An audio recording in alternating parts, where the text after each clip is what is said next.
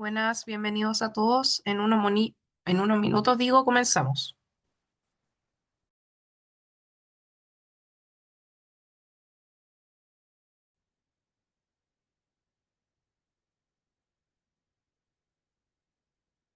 Saludos, saludos a todos. Ya, me parece que Ana ya les dio la bienvenida. Era yo nomás el que faltaba. Ajá. Así que vamos a comenzar. Hola Clara, ¿cómo estás?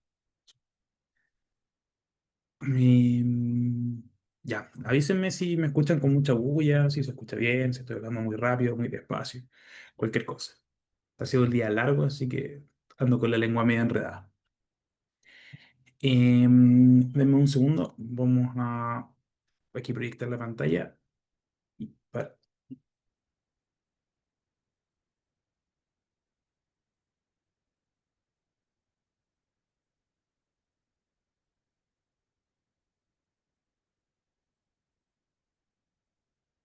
Ya, perfecto. Bueno, bienvenidos a todos, a los que se van incorporando también. Esta es una charla, va a ser una charla introductoria a lo que es el RMF. Probablemente muchos de ustedes ya trabajan o han trabajado con gestión de riesgos. En esta oportunidad vamos a observar un proceso de gestión de riesgos o vamos a analizar el marco de gestión de riesgos que es bastante diferente de lo que tenemos. ¿Qué pasó? Ok, levanto la mano. De lo que tenemos como en consideración siempre, que bien tienen a ser como las típicas normas ISO o lo que vamos a encontrar dentro de lo que sería 27005, quizá en caso chileno CAIG, sino que nos vamos a mover hacia el RMF, que es un marco de gestión, es un marco normativo, es un marco referencial norteamericano. A ver, les voy a pedir un favor. Las preguntas, vayan dejándolas por favor en el chat, porque somos muchos. Entonces, la idea es que la sesión sea relativamente dinámica. Entonces, así las puedo ir agarrando y vamos respondiendo, ¿sí? Pero como eres el primero, Felipe, dale. ¿Qué pregunta tienes?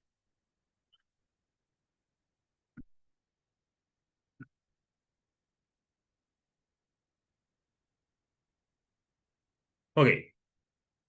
No sé si habías levantado la mano porque tenías una pregunta o estás saludando, pero baja la mano. ¿Qué es la gestión de riesgos? Perfecto. Buena pregunta para partir. A ver, si tuviésemos que definir la gestión de riesgos como una disciplina general, es el proceso a través del cual una organización prevé cuáles son los posibles escenarios donde las cosas pueden salir mal y toma acciones correctivas para poder disminuir la probabilidad de que estas cosas pasen o para poder disminuir el impacto que va a tener ese evento de seguridad que llamamos incidente en el minuto en que, en que ocurra. Entonces, por ejemplo, si tú dices, a ver, cualquier cosa mala que pueda ocurrir, por ejemplo, un incendio, ¿cómo podemos evitar que haya un incendio? Bueno, vamos a tener construcciones con materiales ignífugos, etcétera. ¿Y cómo puedo eso disminuir la probabilidad? ¿Y cómo podría disminuir el impacto? Pues puedo disminuirlo colocando extintores, no sé, rociadores de agua, cosa de que si es que ocurriese un incidente, entonces no afectará tanto a la infraestructura o a la organización. Entonces, la combinación de las prácticas de gestión que nos ayudan a prever cuándo algo puede salir mal y tomar acciones en concordancia con ello para disminuir la probabilidad del impacto, ¿sí? Eso es, en términos general, la, la gestión de riesgo. Entiendo que esto queda disponible después en la plataforma, Enrique, y también la grabación. Bueno, cuando hablamos de gestión de riesgos de seguridad de la información en particular, nos referimos a todos aquellos eventos de seguridad que guardan relación con los activos de información. Ahora, para ser súper honesto, o sea, para ser súper técnicamente correctos, va a depender de la definición que estemos utilizando. Podemos hablar de una definición más enfocada en lo que sería ciberseguridad y en ese sentido estaríamos hablando solamente de ciberincidentes o ciberriesgos. lo que ocurre del Internet para allá. Y seguridad de la información también incluye otros activos que no necesariamente son digitales. Puede ser, por ejemplo, las personas, pueden ser información en medios no digitales. Entonces, el contexto de seguridad de la información va más allá de solamente el hackeo puro y duro de Hollywood. También tiene otras acepciones. Ahí. Aquí nos comentan que el material va a llegar, gracias Ana, al correo electrónico. Así que ahí les va a llegar a la bandeja. Bien, les comento de una vez, vamos a aprovechar de hacer el reclamo publicitario, que esto es parte del curso de gestión de riesgos de ciberseguridad y seguridad de la información que tenemos acá en Capacitación USACH. Entonces, si les parece interesante este marco, junto con otros marcos los revisamos durante ese curso y otras metodologías como metodologías más bien financieras o metodologías más orientadas a los sistemas de gestión. La razón por la que hemos decidido elegir este marco, en particular el RMF, es que es poco conocido. NIST es bastante conocido por su marco de controles de seguridad de la información, el famosísimo NIST CSF, porque es obligatorio, de cierta forma es obligatoria para las instituciones federales de Estados Unidos, y por tanto es bastante popular en el mercado. En su versión nueva salió este año, entonces sigue teniendo una prevalencia bastante importante. Pero en NIST no solamente publica eso, sino que también se encarga de otras tareas, y uno de sus proyectos más grandes es el RMF, que es este marco de gestión de riesgo. Como es poco conocido y tiene unos conceptos que son bastante nuevos en relación o bastante diferentes en relación a los contextos de gestión de riesgos más enfocados en ISO, era algo interesante, quizás novedoso, sale un poco de lo común. RMF es Risk Management Framework, el marco de gestión de riesgo, sí, en inglés. Y NIST es el Instituto Nacional de Estándares y Tecnología, el acrónimo. Buenas tardes, Génesis. Ya. ¿Alguien tiene alguna otra pregunta antes de que comencemos? ¿Una pregunta general?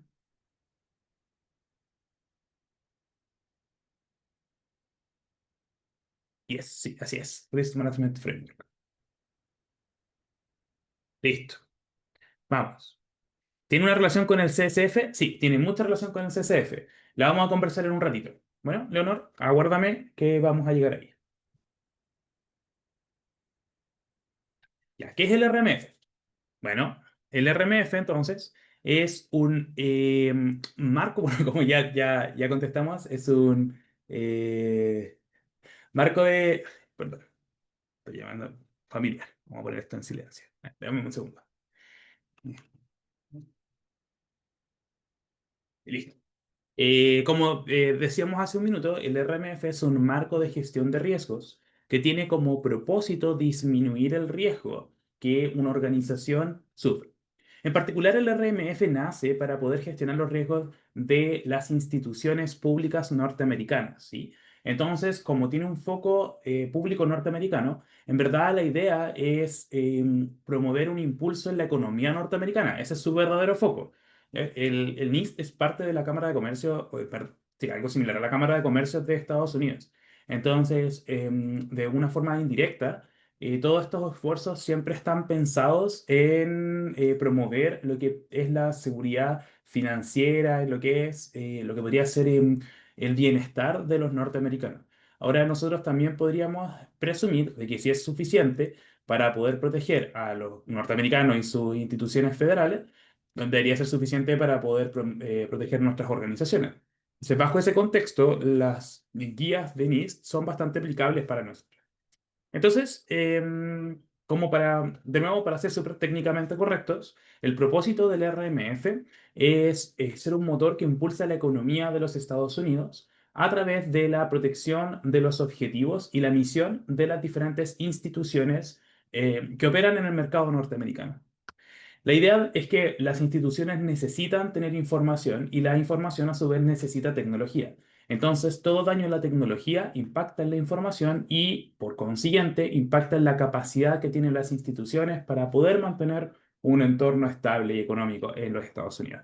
Y ahí nacen entonces los diferentes marcos del NIST, que están pensados en la protección de la infraestructura tecnológica, en la que se incluye también el RMF y, como había dicho Leonor por ahí arriba, el CSF. El CSF es un marco que en su objetivo, en su propósito, declara lo mismo, ser capaz de gestionar los riesgos, pero en el caso del CSF está pensado en una planificación estratégica y el RMF es un marco que está mucho más orientado a los procesos, al proceso paso a paso de la valoración del riesgo.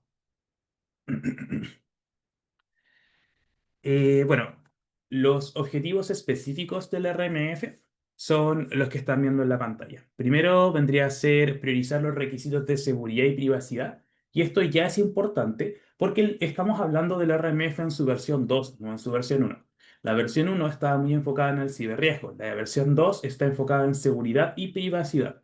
Y esto es clave, porque aúna los diferentes requisitos de cumplimiento que van naciendo y que va evolucionando el contexto normativo. Hoy en día es súper importante la privacidad. Entonces, el hecho de trabajar con una versión que ya aúna estos esfuerzos también para nosotros es una menor carga de trabajo, porque podemos trabajar con marcos integrados. Hola Noel, sí, la clase está siendo grabada, les va a llegar al correo. Muchas gracias, Ana.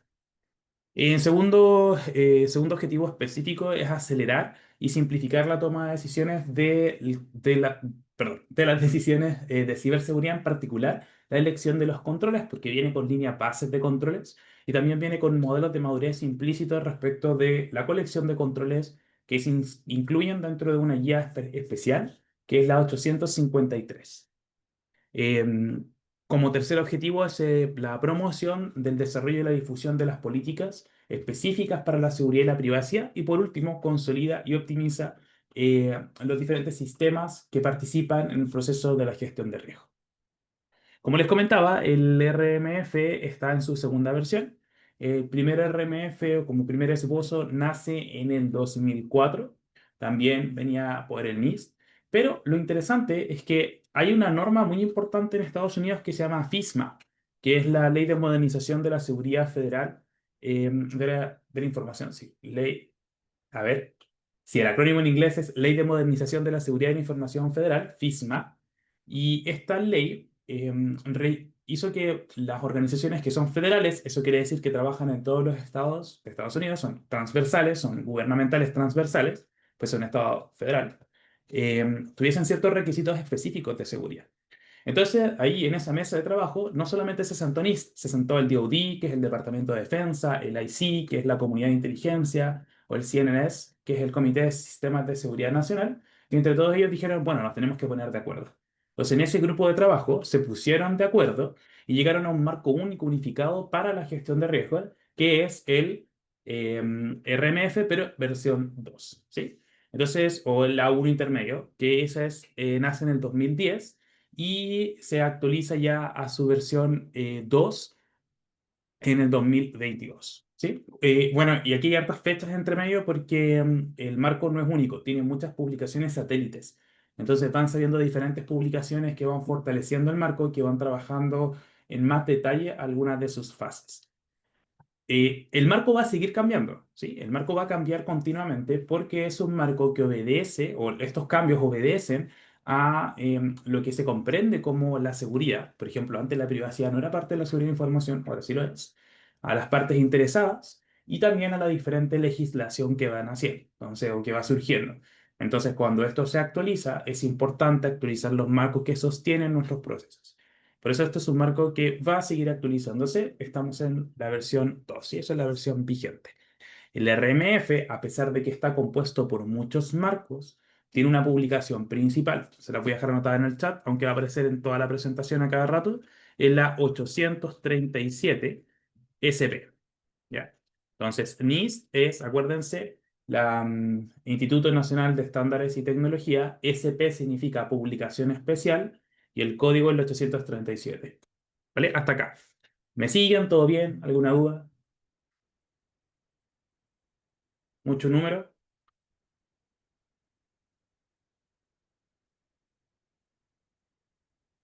Ok. ¿Qué cambia entre la versión número uno y la versión número 2? Los principales cambios entre la versión uno y la versión 2. Dale, Eduardo. ¿Qué pregunta tienes?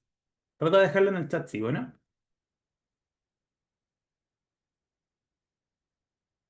Ok. Em, la diferencia que ocurre Sí, sí, dale nomás. Yo a lo que termines de escribir, la agarro y la leo. La diferencia entre la uno y la 2, las principales diferencias, bueno, tiene que ver con el enfoque. Lo primero y lo más importante es que ahora vamos a trabajar junto con privacidad. Entonces hay un enfoque en privacidad. También hay un enfoque en algo que se llama o que se conoce como el SDLC, que es el ciclo de vida de desarrollo de software. ¿Ya? SDLC es el que ven en el segundo bullet point, es el ciclo de vida de desarrollo de software. Literalmente es el proceso por el que se programan las aplicaciones, ¿cierto? Entonces eso tiene un proceso de seguridad y para el 837 es una fuente importante del riesgo. Entonces, de esa forma podemos tener una cobertura de más procesos. Hay un paso nuevo en la 837 de versión 2 que se llama el paso de preparación, en el cual vamos a levantar información importante que proviene desde la dirección. Como por ejemplo, algo que vamos a analizar luego que se llaman los límites de la autorización y también la participación de la dirección. Esos son elementos que tienen mucho más énfasis en su versión 2. Además, en la versión 2 vamos a tener mecanismos para la comunicación con los niveles de la alta gerencia, también en inglés se conoce como el C-Suite. Y por último, tenemos una mucho mejor integración con el CCF, que es el marco de protección de la infraestructura crítica. Y vamos a revisar esos en particular. La relación entre el RMF y el CCF está tan bien hecha que al final del RMF, si no recuerdo mal, es en el anexo D, vamos a encontrar una tabla que valida, que hace una cross-validación entre todos los diferentes resultados del CSF y los diferentes pasos que vamos a tener en el RMF. Ya, ok. Mucho acrónimo, quizá alguien que no conozca el NIST está un poco perdido. Entonces, volvamos un paso para atrás. ¿Qué es el CCF? El CCF es un marco que es una colección de resultados esperados. Muchas veces la gente lo utiliza como si fuese un marco de controles, pero no es un marco de controles, es un marco de resultados. Para llegar a ese resultado, uno implementa ciertos controles. Bueno, es una distinción pequeña, pero súper, súper importante. Entonces, es un marco de una colección de resultados y me sirve a mí para poder planificar el estado futuro en el que yo quiero estar. Hagamos una abstracción. Si fuese un marco de resultados esperados de mi casa, yo podría decir, bueno, quiero que mi casa sea fresca en verano y calientita en invierno. Son dos resultados. No son controles. ¿Cómo llego yo a esos resultados? Bueno, para que sea fresca en verano tendré que colocar un buen aislamiento térmico. Que bueno, para los dos casos me sirve. Tengo que tener ventilación, entonces genero un plan. Después observo qué es lo que tengo y digo, chuta, no tengo nada. Pero voy a tener que partir por abrir una ventana. Entonces, ese ya va a ser mi hoja de ruta. Imagínenselo ahora en un contexto de seguridad de la información. El CSF tiene un montón de resultados. Yo digo, estos son los resultados que quiero. Me evalúo y en base a eso digo, bueno, de acá quiero llegar al punto B. El CSF es, de cierta forma, obligatorio para las instituciones federales. No hay un método específico de la implementación del CSF, pero las instituciones federales norteamericanas tienen que decir, lo voy a implementar de esta forma, lo declaran y después tienen que demostrar que han ido avanzando en la consecución de esos objetivos. Entonces, dentro de los objetivos del CSF, dentro de sus objetivos, existen varios objetivos que están asociados al proceso de gestión de riesgos. En particular, vamos a encontrar objetivos dentro de las categorías, para quien recuerde el CSF, para quien le suene chino, pueden olvidar esta parte, de las categorías D y D, RM y en GB, RA. Perdón, al revés, GB, RM e ID, RA, que son las categorías de gestión de riesgos. Dicho de otra forma, el RMF es una instancia del marco de ciberseguridad. O sea que la agencia federal que está implementando el RMF para la gestión de sus riesgos está avanzando en la implementación del CSF.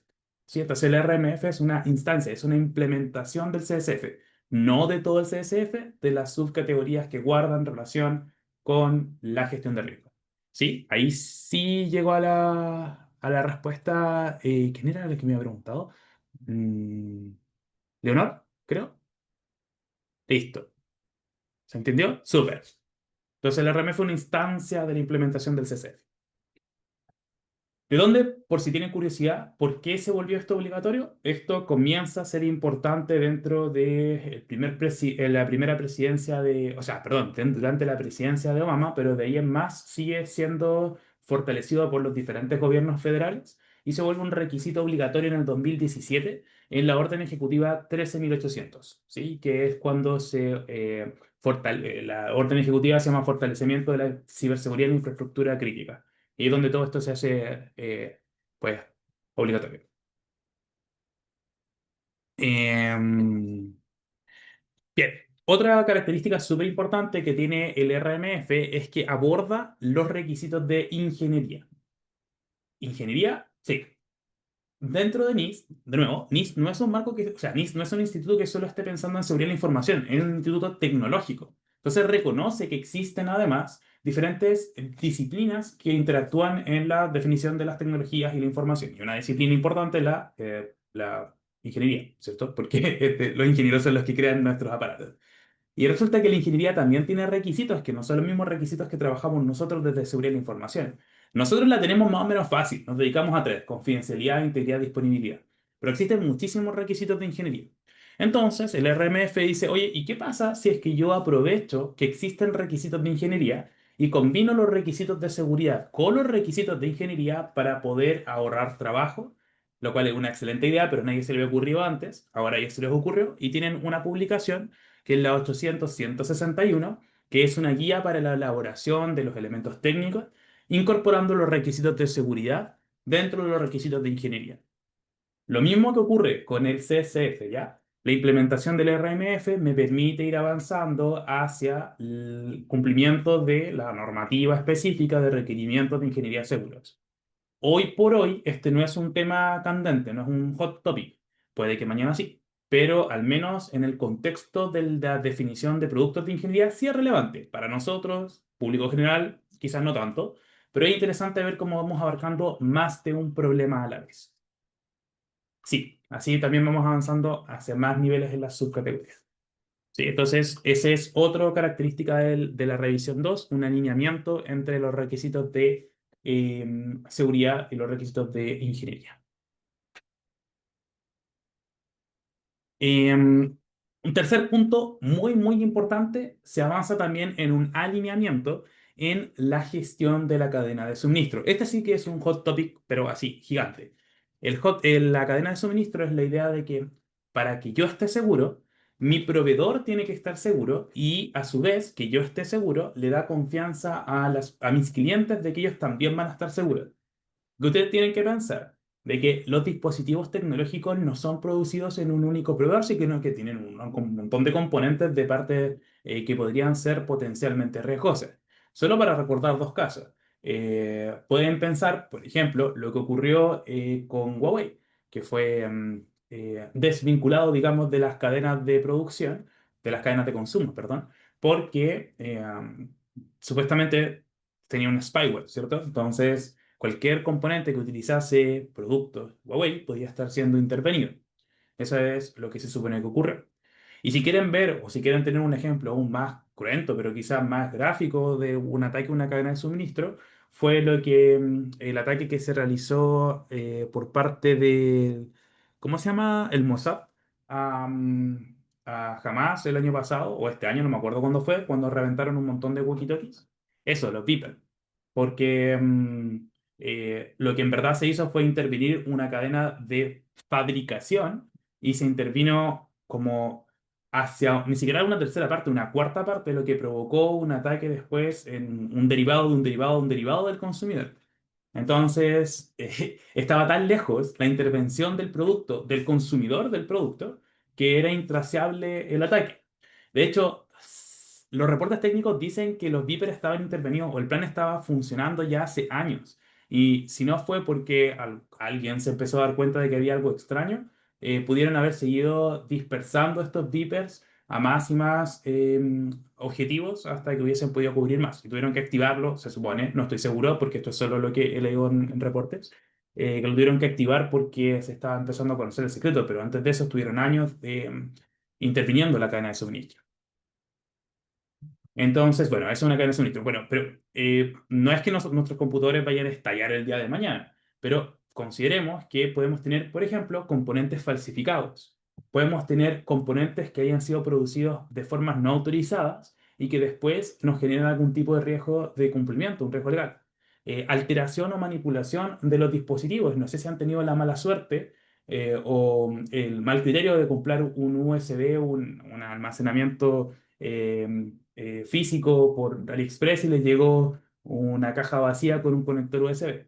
A mí nunca me ha pasado, por suerte, porque no me gustan mucho los mercados por internet, pero a más de un conocido le ha pasado. Ah, me compré un disco duro de 20 teras y les llega un USB con una canción de Shakira. La introducción de software malicioso que podría venir dentro del firmware o podría venir incluso dentro de las componentes pues, de buteo. Claro, las cáscaras por fuera, sí. O la fabricación de plano de fabricación de mal estado. Entonces, todos estos son elementos que son importantes en la cadena de suministro y el RMF dice, oye, sí, ¿sabes qué? Nos vamos a hacer cargo de esto. ¿Cómo se gestiona la gestión de cadena de suministro? Se gestiona a través de tareas, insumos y salidas. Y esto lo hace siempre junto con una definición prototípica de sus tareas. Así. Entonces, lo que están viendo en la pantalla en la parte de abajo es la presentación prototípica de las tareas del RMF, donde vamos a tener, dice ahí, tarea M2, ese es el ID de la tarea, y dice ahí cuáles son las entradas, las salidas, los responsables principales, los responsables de soporte, y fíjense que en la parte que aparece en celeste nos dice cómo se relaciona con el ciclo de vida del desarrollo, y más abajo en la discusión nos indica también si es que guarda relación o no con la cadena de suministro. Entonces, de esa forma, si se fijan, tenemos un monito muy cerrado, muy circular. Tenemos la gestión de riesgos, tenemos roles, tenemos las tareas, tenemos cómo lo relacionamos con el ciclo de desarrollo, tenemos cómo lo desarrollamos, perdón, lo vinculamos con el ciclo de la seguridad en la privacidad y en la cadena de suministro. Entonces, es un marco de gestión de riesgos que es muy redondito. ¿Ya? Lo que vamos a hacer ahora es revisar 10 puntos relevantes, 10 puntos importantes del RMF, pero les adelanto de una vez que lo que no vamos a ver hoy día es el proceso de evaluación de riesgos. Eso significa que no vamos a armar matrices ni nada, porque es muy lento, eso requiere varias clases. Lo importante es que cuando terminen el día o esta tarde, cuando se acaben de acá, ustedes digan, no, ya, tengo claro por qué el RMF es importante y es una alternativa, ustedes van a saber después de esto si es una alternativa que sea práctica para ustedes o se quedan con el marco con el que están trabajando, pueden utilizar una mezcla. Ok, entonces, la primera y más importante lección del RMF es que los marcos de gestión de riesgos o el RMF es un marco de gestión de riesgos corporativo. ¿Qué significa que sea corporativo? Significa que su objetivo final es poder presentar los riesgos a una visión estratégica. Y esto es, créanme, lo más importante. Si ustedes presentan la gestión de riesgo siempre en un nivel técnico, nunca van a poder obtener la atención del ejecutivo responsable de aprobar su presupuesto. Quizás estoy exagerando. Quizás de los 177 que habíamos conectados acá, uno los logra. Porque justo a su ejecutivo le gustaba mucho Mr. Robot o le gustaba ver noticias tecnológicas y tiene muy claro cuáles son los riesgos de seguridad de la información. Pero los otros 176 que trabajamos en empresas comunes y corrientes, tenemos que hablarle a nuestros ejecutivos respecto de riesgo-beneficio, retorno, inversión, ROI y puras métricas que tienen más que ver en el cómo vamos a rellenar el bolsillo, cómo aumentar la cantidad o el dividendo, o bien cómo podemos cumplir con los planes que nos está pidiendo los diferentes órganos controladores si es que somos del sector público. Pero muy poco vamos a poder alcanzar la atención de la dirección si es que solamente estamos hablando desde una perspectiva tecnológica técnica. Por eso la RMF dice, oye, súper bien, está súper bien que queramos levantar los riesgos desde ciberseguridad, pero se deben presentar a un nivel estratégico.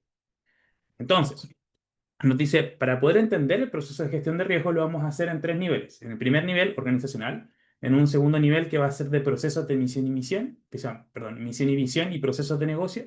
Y por último, en un tercer nivel que es el nivel sistémico. Y si se fijan, el nivel sistémico, el nivel 3 es el más amplio, en un aspecto más amplio, y lo vamos achicando, ese proceso se llama agregando hacia arriba, lo vamos agregando hasta que lo podamos presentar de tal forma de que uno pueda decir algo así como y el riesgo general de seguridad de la información está en este indicador o está en esta fórmula. Y no vamos a hablar de los 27.500 riesgos que tenemos en cada uno de los diferentes conectores y componentes de red. Porque voy a exagerar, pero ustedes tienen que pensar que tienen que lograr transferir toda esa información en 5 minutos que van a tener para hablar en un comité estratégico. Y ahí tienen que lograr sacar un presupuesto, lograr colocar una alarma o al menos capturar el interés para que lo citen en una segunda reunión. Eh, ya voy para las preguntas. Sí, he visto que están cayendo hartas cositas en el chat, ya voy para allá. Déjenme esta lámina ahí. Entonces, en el primer nivel, en el nivel organizacional, el foco, bueno, vamos a partir al revés. En el nivel 3, que es el nivel de sistema al que estamos más acostumbrados probablemente a trabajar todos nosotros, ese nivel vamos a trabajar o vamos a hacer el levantamiento de riesgo a nivel sistémico. Entonces, a nivel de activos de información, y vamos a observar cuáles son los sistemas que son importantes para nosotros respecto de cuáles son los procesos más importantes para la organización. Entonces, se define primero un marco de trabajo. Yo no voy a levantar todos los activos de información, sino que voy a levantar los activos de información que son críticos para los procesos críticos. ¿Sí? Eso es igual común más o menos dentro de lo que uno considera la 27.5. Por un tema de limitación de recursos. Muchos los sistemas y pocos los recursos. Entonces, primero, nivel 3 levantamos los recursos desde una perspectiva de sistemas guiados por un contexto que nos da el nivel 2. El nivel 2 es un proceso que proviene primero desde la misión y visión, baja los procesos de negocio y nos da un contexto de toma de decisión. En el nivel 2 se van a definir estos procesos que generan nuestra caja de juego, ¿cierto? Nuestros límites de juego. Se priorizan estos procesos en función de los objetivos estratégicos de la organización. Se definen los tipos de información que sean importantes. Y vamos a definir también los diferentes requisitos de información o los diferentes requisitos de seguridad. Pues podemos tener además seguridad, por ejemplo, hablamos de privacidad, pero podemos tener contextos de seguridad en la salud, de personas, de reputación, qué sé yo. Y todo eso se aúna en un nivel 2, gestión de riesgos de nivel 2, para definir cuáles son los criterios que queremos trabajar. Y en el nivel primero, en el nivel de mayor agregación, el foco está en comprender los riesgos estratégicos y en la implementación de un sistema de gobierno que permita el gobierno y gestión de riesgos a nivel misional, ¿sí? A nivel corporativo. Entonces aquí a mí no me importa el sistema particular, no voy a estar hablando de SAP, voy a estar hablando de qué pasa con mis partners de negocio, qué pasa con mi clientela, qué pasa con mi marca. Ya, después, para poder ver cómo se afecta a la marca, veo los procesos que pueden afectar a la marca y para poder ver esos procesos veo los sistemas. Entonces son tres perspectivas diferentes, cada perspectiva con un responsable diferente, con procesos bastante importantes, cada uno por separado, y el CISO va a tener que ser capaz de articular desde lo más técnico hacia lo más estratégico. Ese es uno de los roles del CISO para el RMF. Ok, voy a sus preguntas, déjenme ir bien. Finalmente, el RMF es como un plus al CSF. No es un plus, son dos procesos separados. El CSF es mucho más amplio, Esteban, que el RMF. Entonces, al implementar el RMF, vas avanzando en el CSF.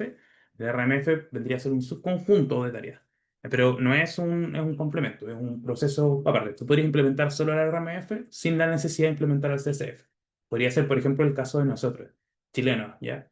O latinoamericanos en general, que no estamos obligados a implementar el CSF, pero aún así querríamos implementar un proceso de gestión de riesgo.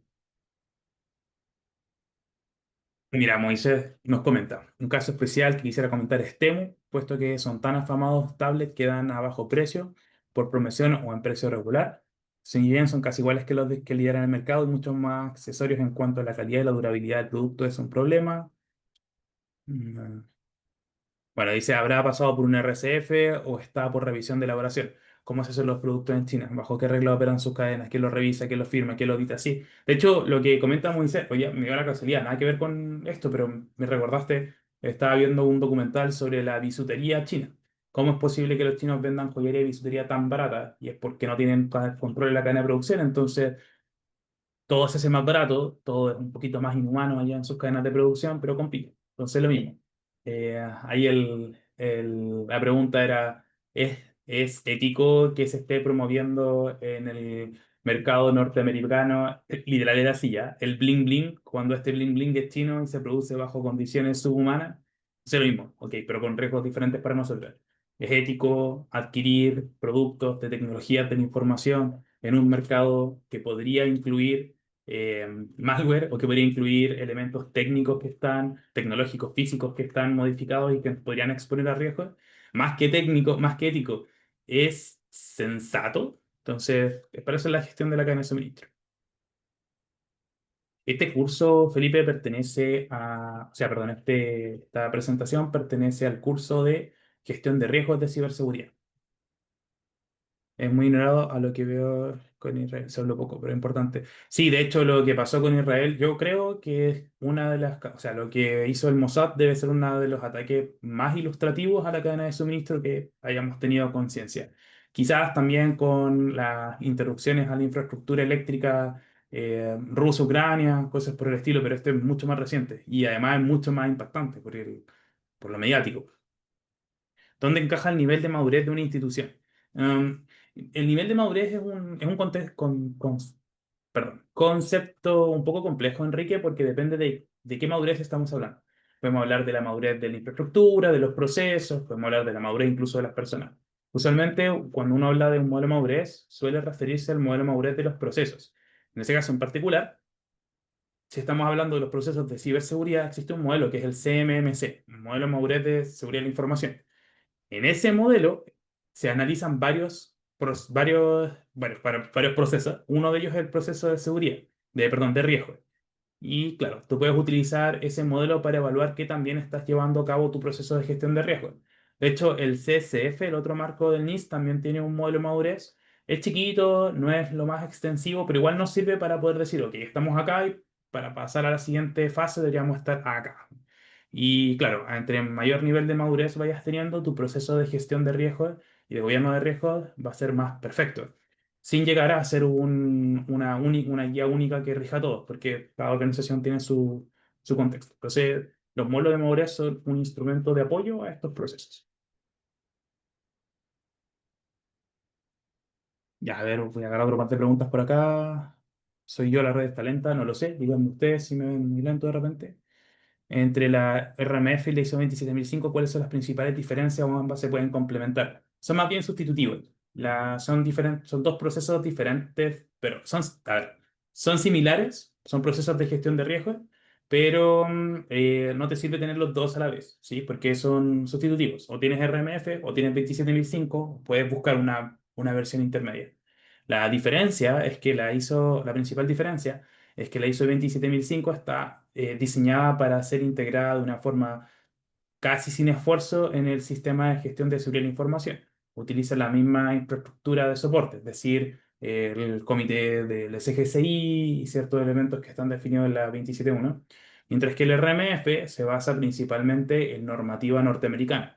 Así que vas a encontrar otras cosas como, no sé, pues, POA-IM, que son los grupos de interfaces de trabajo, vas a encontrar una nomenclatura que es diferente.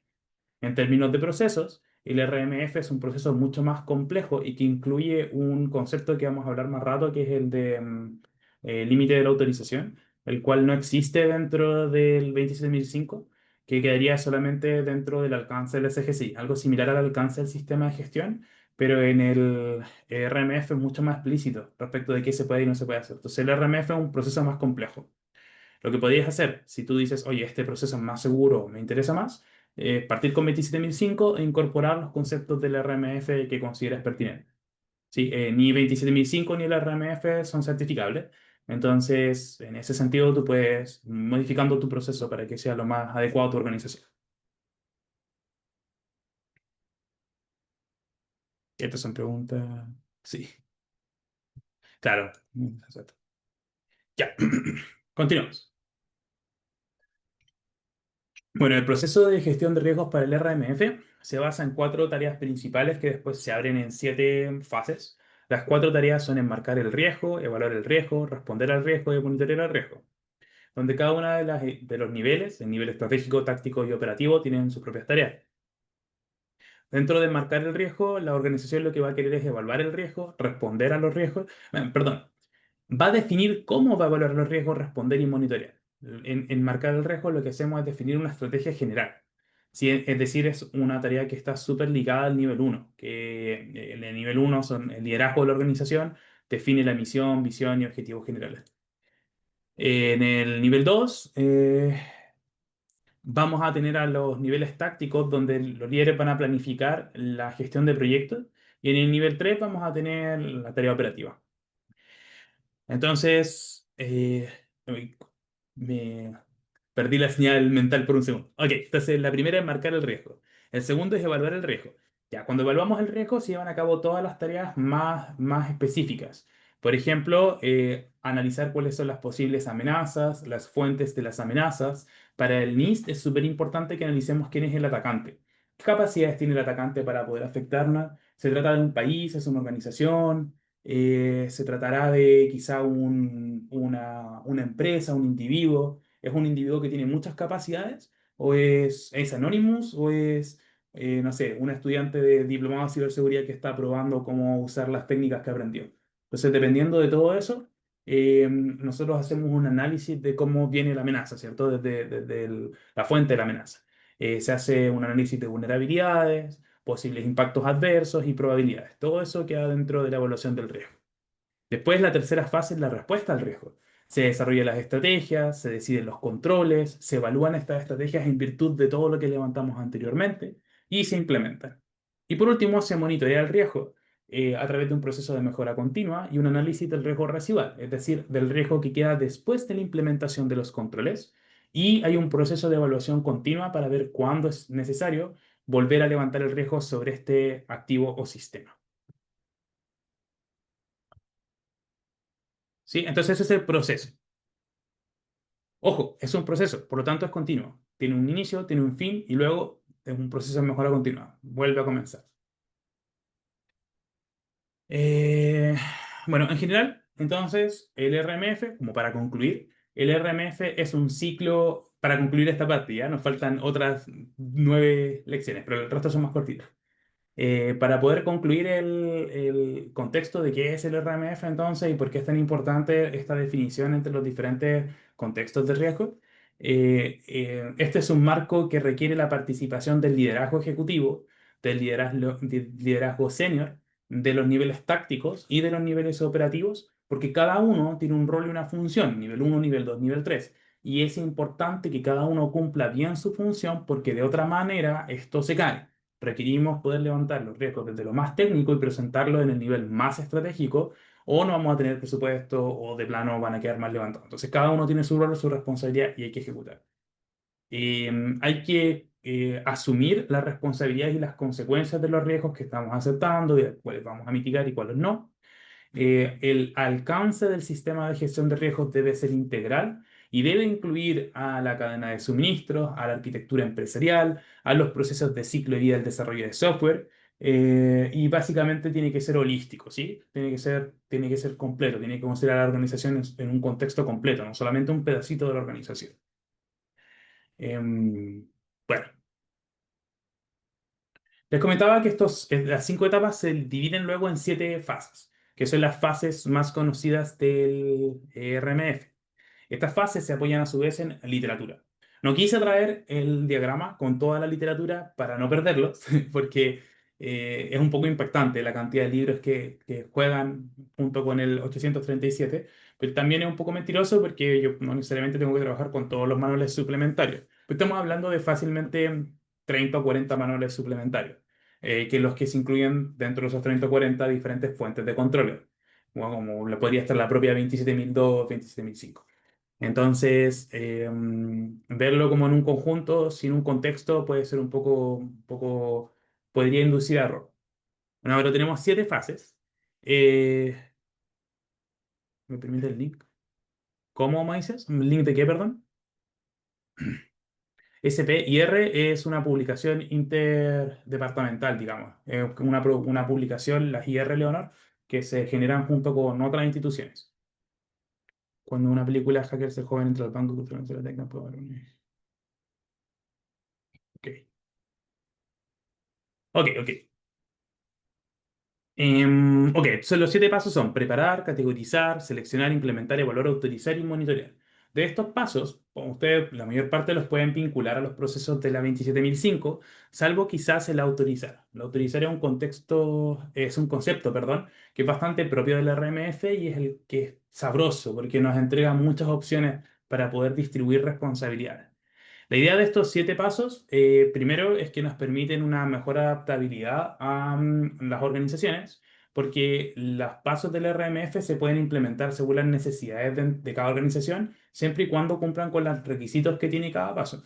Eso quiere decir que si mi organización, por ejemplo, no cuenta con un comité de riesgos y el RMF me dice que tengo que tener un comité de riesgos, pero yo tengo un comité de seguridad de información y me sirve para poder gestionar estas actividades, puedo definirlo en mi plan y decir, oye, esto lo voy a hacer con el de seguridad de información, no en el de riesgos y no pasa nada. Porque este es un marco que no nos dice cómo tenemos que hacer las cosas, nos dice qué es lo que tenemos que hacer, con mucho detalle, pero no nos dice el cómo. Entonces es muy adaptable, eso es bueno. Es bastante diferente quizá a lo que estamos acostumbrados a las normas ISO, que son muy rígidas respecto de su implementación. Es más, así como algo que no debería ocurrir, pero se ve mucho, es que las organizaciones tienen una primera implementación de un sistema de gestión, así al pie de la letra, para pasar la certificación, y después de eso lo extienden a su verdadera necesidad, porque dicen, no, no voy a colocarlo como realmente lo quiero, porque no me voy a certificar. Me interesa la chapa y me interesa la seguridad. Entonces, como si tuviésemos que jugar en paralelo dos juegos diferentes. El RMF es mucho, bueno, las normas del NIST son mucho más laxas en ese sentido, permiten mayor flexibilidad. Y los 7 pasos del RMF nos permiten vincular los procesos de gestión desde el nivel más técnico, desde el nivel 3 hacia el nivel 1. Y lo más importante es que van a establecer la responsabilidad de cada una de estas fases, la responsabilidad del resultado en las diferentes estructuras organizacionales. Como ya les comentaba, y se los había mostrado antes, cada uno de los pasos del RMF viene también con una descripción de sus componentes, del resultado esperado, y en la versión 2 aparece también vinculado cuál es el resultado del CSF. Acuérdense que el CSF tiene resultados del programa de ciberseguridad. Entonces voy viendo el tiro, este paso me tributa a este resultado del CSF. Sí, dice Leonor, a mí en lo personal me encanta el NIST CSF, lo aplicamos en una AFP y es muy amigable y flexible. Sí.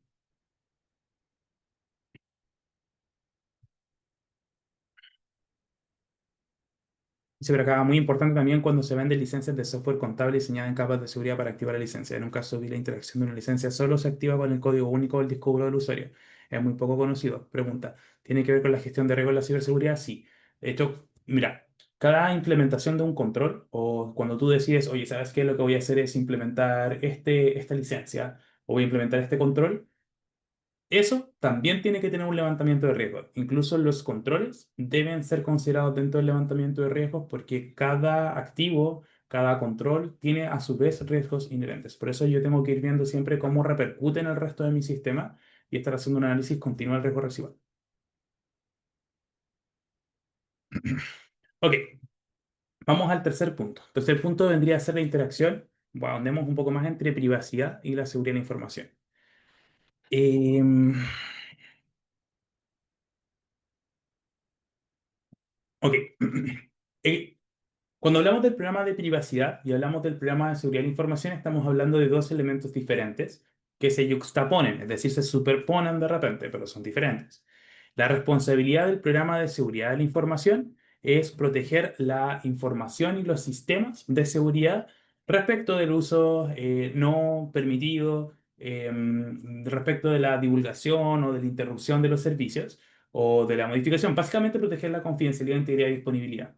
Mientras que el programa de privacidad lo que tiene como foco principal es el cumplimiento de los requisitos legales de privacidad y de la protección de la identificación perdón, de los datos sensibles, que puede tomar la forma de PI, que es información personal de identificación, o PHI o PCI, dependiendo del contexto vigente. Em, entonces, dentro de estas dos áreas se genera un espacio de colaboración.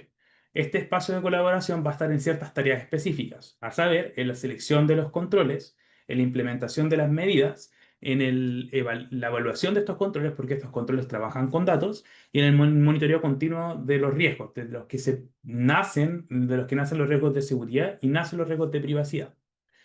Esto es importante porque no todos los riesgos de privacidad provienen de acciones de seguridad de la información. Algunos riesgos de privacidad vienen de acciones de seguridad de la información, mientras que otros no. Entonces, algunos van a salir de procesos que están autorizados y que son en teoría seguros, pero que son inadecuados para el tratamiento de los datos personales. Entonces, yo no puedo presumir que desde seguridad de la información me puedo hacer cargo de todos los riesgos de privacidad porque no es así.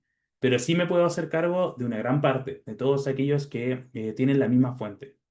Entonces, hay algunos, ¿cuáles son estos riesgos que yo no voy a poder controlar?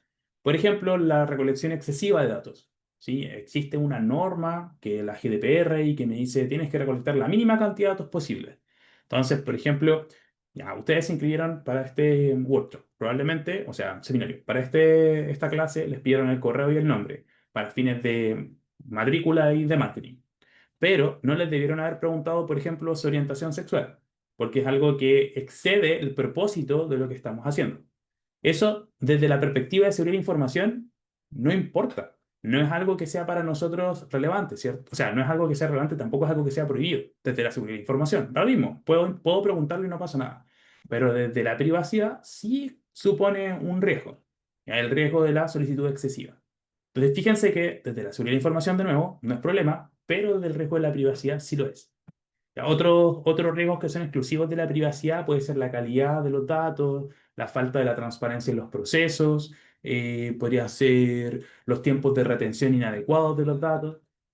Entonces, todos estos elementos son propios de la privacidad y ni este marco ni el CSF, que también tiene una patita en privacidad, van a suponer poder tratar con todos estos datos, perdón, con todos estos riesgos. Pero sí te van a decir, te vamos a ayudar a ir avanzando de tal forma de que después puedas hacer gestión por excepción, que a nosotros nos gusta mucho la gestión por excepción. Porque la gestión por excepción significa que tengo que gastar menos tiempo porque solo gestiono aquello que es diferente. No tengo que gestionar todo de nuevo. ¿Ya? Entonces, esa es la idea de la interacción entre seguridad de información y privacidad. Mucho espacio donde vamos a tener trabajo en conjunto, pero nunca olvidar de que hay un área que pertenece solamente a privacidad. Todavía. Para poder llevar a cabo este proceso, nosotros utilizamos una metodología común que es PRAM. ¿Ya? PRAM es el modelo se llama Privacy Risk Assessment Methodology, que es como la metodología de gestión de riesgos de privacidad, de levantamiento de riesgos de privacidad, y que es una combinación o una aplicación específica del RMF para fomentar la colaboración entre los equipos de privacidad, ciberseguridad, el equipo de negocio, el equipo de TI, y que está en el código que aparece ahí en la pantalla, en el NIST TIR 862, de nuevo una publicación interdisciplinar y bueno, tiene como adicional al RMF que este sí incluye aquellos riesgos que son problemáticos de datos, por ejemplo, la recolección excesiva, el uso inadecuado. Entonces, si yo digo, oye, pero realmente me importaba poder llevar a cabo un levantamiento con todos los riesgos de privacidad, pues entonces están súper invitados a fortalecer su proceso con los 862, que viene con todas estas acciones problemáticas. Y además, igual incluye amenazas, vulnerabilidades, impactos, etcétera, etcétera. Entonces, una extensión. ¿En el cual vamos? En el 4. ¿Les parece si hacemos una pausa de 10 minutos para prepararme un juguito o algo que ya me duele la garganta y continuamos? Si tienen preguntas, mientras las pueden dejar en el chat. Ya, 10 minutitos. Seguimos a las 20:15.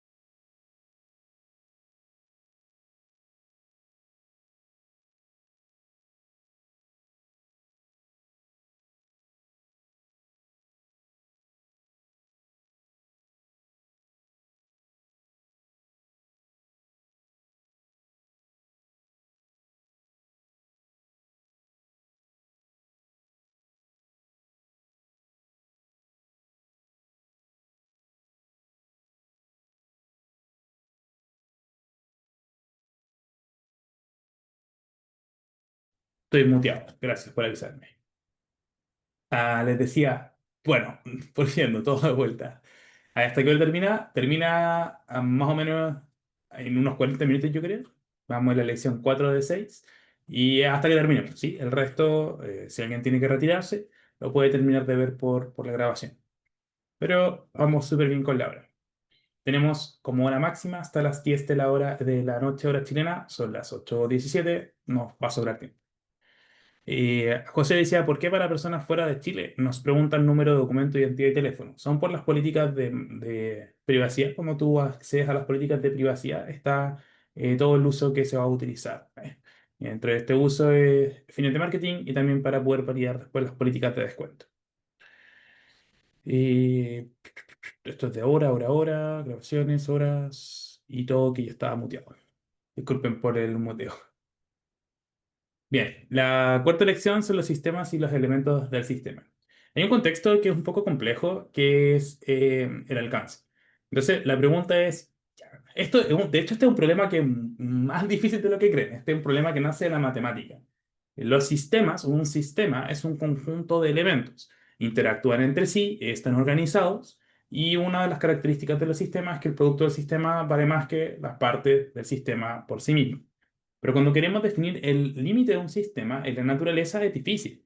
Por ejemplo, imagínense ustedes, si ustedes, un alcance a un problema matemático, si ustedes quisiesen hacer un trazado de una playa, eh, es técnicamente imposible hacer el trazado de una playa, porque va a depender de la granularidad en la que estén mirando. Van a ir haciendo el dibujo del perímetro para cada grano de arena, o lo van a hacer para cada montículo, o quizás lo van a hacer para cada extensión, diferente unidad de extensión. Es difícil. De hecho, por eso es muy difícil medir terrenos que están cerca del agua. Límite de la orilla, se llama el problema del límite de la orilla.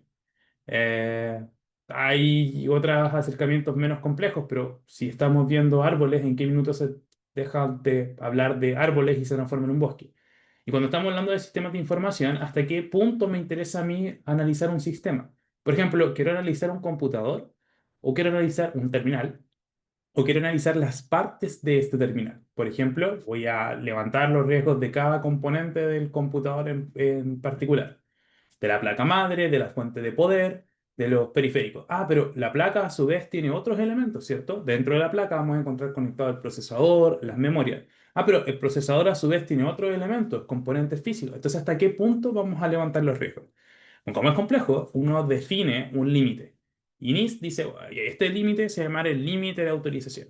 Entonces, el límite de autorización es el límite de la ejecución del RMF. Esto en otros contextos de riesgo, por ejemplo, 27005, queda limitado al mismo, digamos, al mismo contexto, bueno, al mismo alcance del sistema de gestión del que se origina. Entonces, en 27005, el límite del proceso de gestión de riesgo es el mismo límite del SGCI, pero en el RMF esto es diferente, y esto se llama el límite de autorización.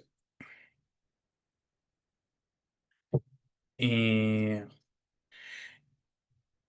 a esa, digamos, relación entre los sistemas y los subsistemas lo llamamos la vista relacional de los sistemas. Entonces, el RMF no incluye o no incluye por defecto dentro del proceso de autorización todos los sistemas individuales, sino que solo aquellos sistemas que sean interesantes para nosotros bajo las circunstancias correctas y bajo el nivel de granularidad que nosotros necesitemos.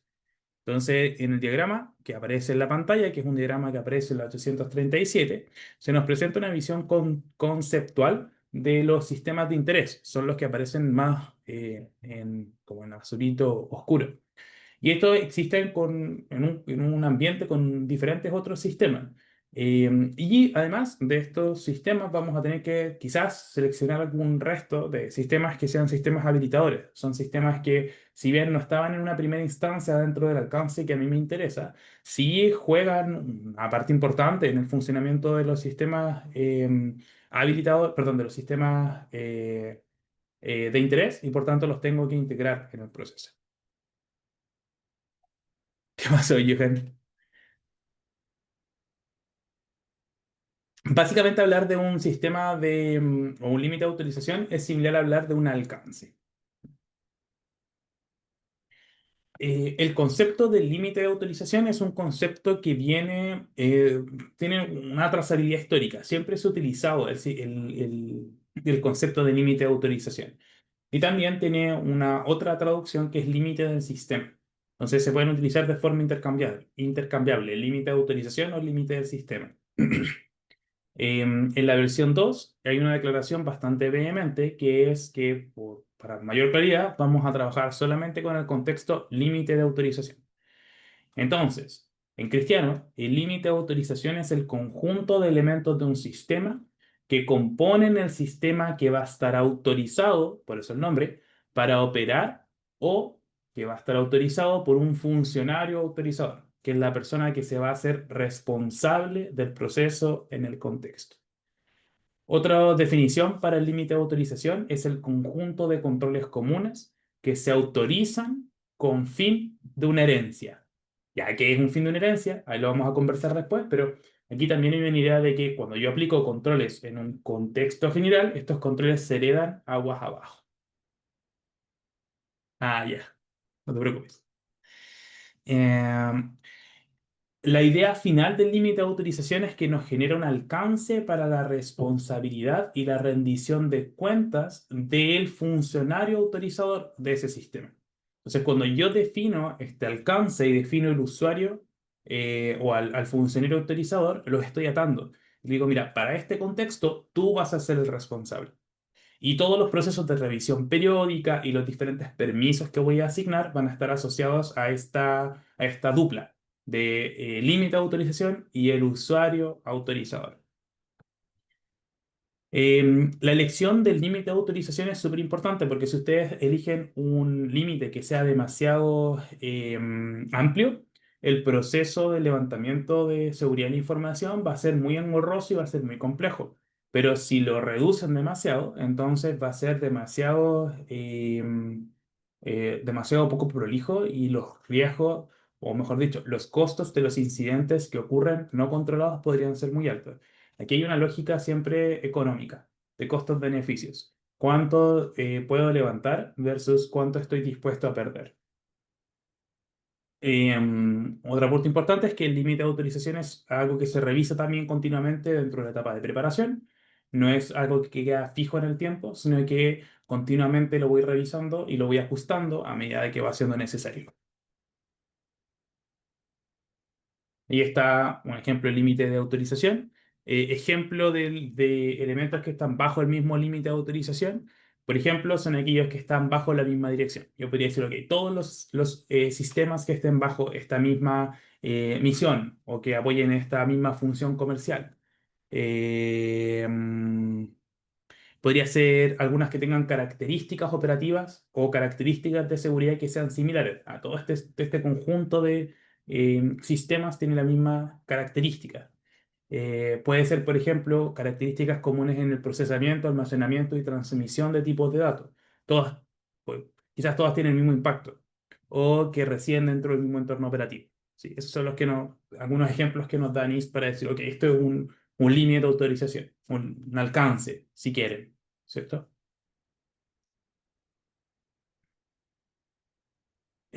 Una nota, solo lo vamos a ver muy general. Una nota, NIST dice, esto lo podemos conversar, bueno, sí, les puedo mandar la literatura si quieren, pero un poco complejo.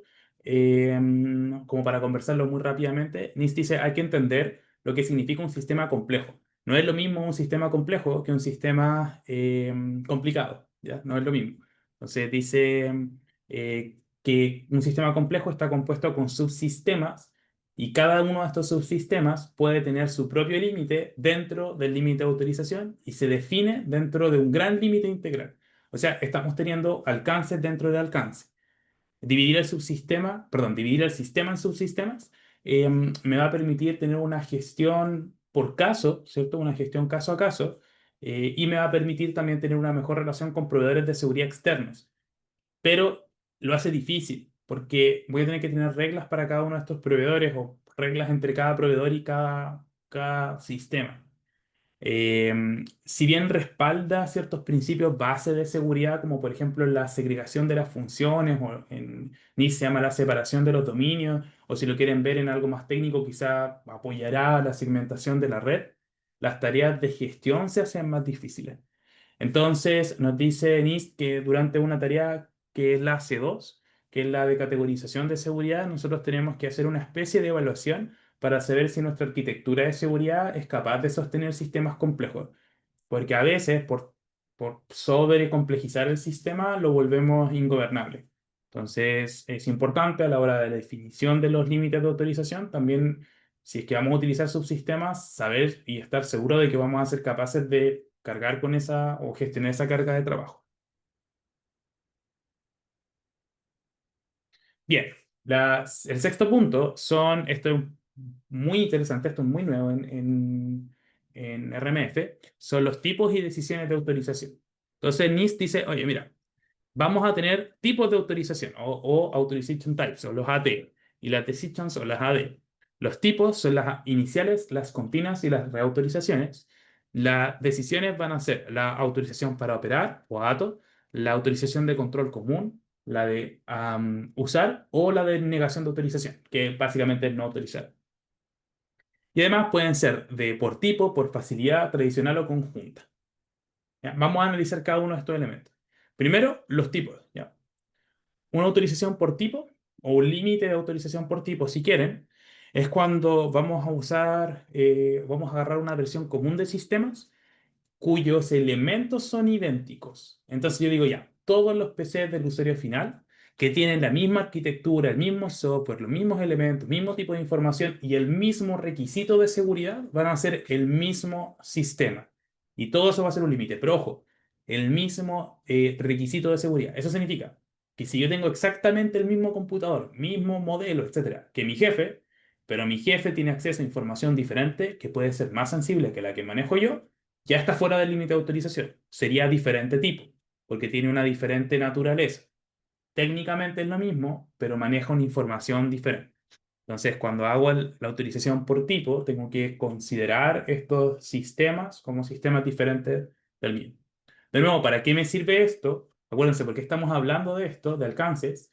Es porque cuando yo voy a llevar a cabo el proceso de gestión de riesgo, yo defino un responsable de esta autorización. Entonces yo digo, ya, tú, Ana, vas a ser la responsable de todos los sistemas que están bajo este límite de autorización, que son los sistemas del usuario final. Entonces, tú eres la dueña del riesgo, tú eres la persona que tiene que asegurarse de que va a haber un control, tú reportas cómo va el riesgo respecto de esto, de este sistema. ¿Sí? Después agarramos todos los sistemas que pueden ser, por ejemplo, para gerente y se lo damos a Johan. Ya, Johan, tú eres el responsable de este límite. Entonces, por eso son importantes los límites, los alcances. Recuerden, es el espacio en el que vamos a hacer la actividad de gestión de riesgo y está asociado a un responsable. Bueno, otra forma de definir el límite de autorización es por instalación. Entonces digo, por ejemplo, todos los elementos o los sistemas que estén en este lugar físico delimitado o este espacio virtual delimitado. Tradicional tiene que ver con una decisión discrecional.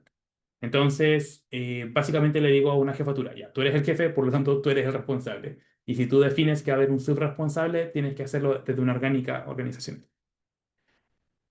Y la utilización conjunta, muchos funcionarios van a compartir interés en la utilización de un sistema. Esto suele ocurrir cuando es un sistema crítico o es un sistema que da soporte a varios procesos. Por ejemplo, imagínense un ERP que sostiene varios procesos de negocio a la vez. Sí, Ana.